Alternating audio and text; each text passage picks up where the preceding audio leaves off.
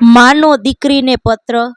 મિત્રો, વિડીયો ગમે તો વિડીયોને લાઈક કરજો, ચેનલને સબસ્ક્રાઈબ કરજો અને તમારા મિત્રો સાથે શેર કરજો।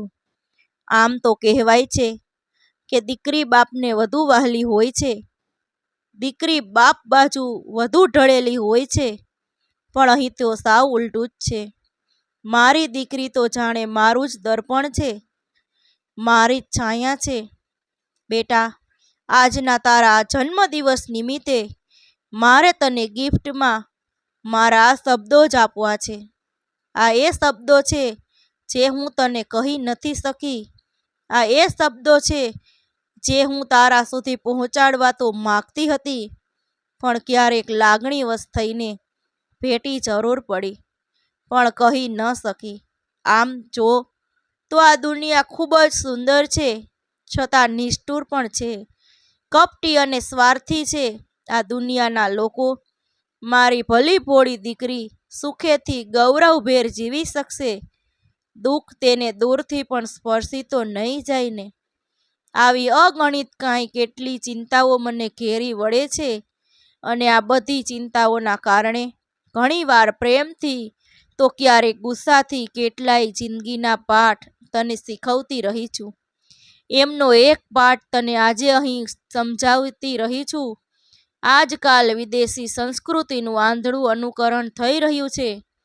આ વેલેન્ટાઇન વીકના નામે પ્રેમના 7 દિવસ, શું પ્રેમ ફક્ત 7 દિવસ પૂરતો સીમિત હોય ખરો?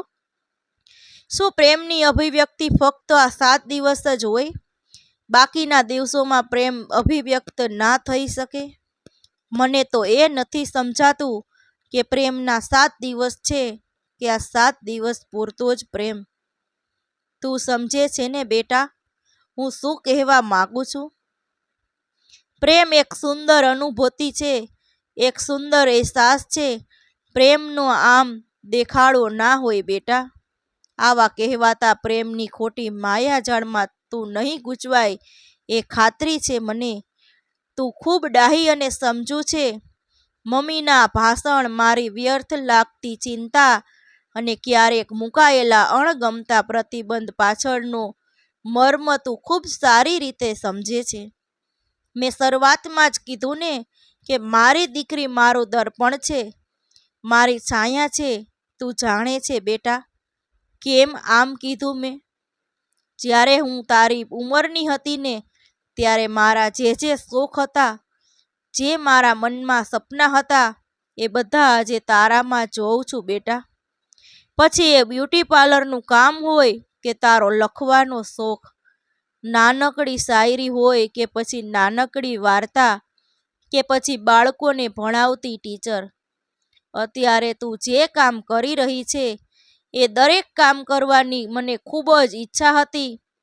જે હું નથી કરી શકી એ તું કરે છે, એ વાતે હું ખૂબ જ ખુશ છું। દિલની વાતને શબ્દોનું રૂપ આપી કાગળ પર ઉતારવાની તારી ધગશ મને ખૂબ ગમી છે બેટા। તે મને દરેક ડગલે, દરેક પલ સાથ આપ્યો છે। તારા દરેક નિર્ણયમાં તારો સાથ મને મળ્યો છે।